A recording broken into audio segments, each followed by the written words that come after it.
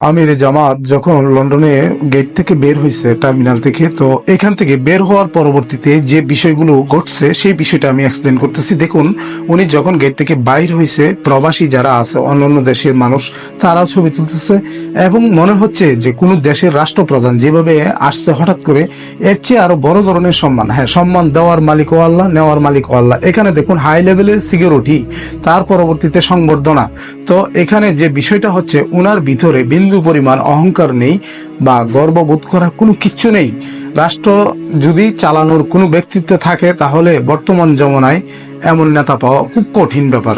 যদি আপনি বিষয়টা খেয়াল করে দেখুন যে কিভাবে ভিআইপি সিকিউরিটি দিয়ে নেওয়া হচ্ছে, যে ভিআইপি একজন পার্সন কোন দেশের প্রেসিডেন্ট আসলে যেমনটা হয় আর কি, তার চেয়েও আরো সাদামাটা মনের একজন মানুষ যখন টার্মিনালে যায়, তার পরবর্তীতে যেভাবে সাদরে অ্যাকসেপ্ট করা হয়, দেখুন এখান থেকে বের হচ্ছে কত কুশল বিনিময়ী একজন মানুষ।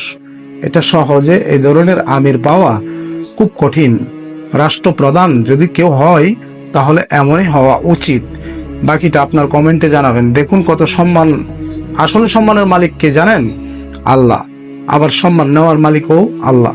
সুতরাং এটা সম্মান উনি অর্জন করছে এবং বাংলাদেশ জামাতে ইসলাম অর্জন করছে, এটা আপনার মানতে হবে।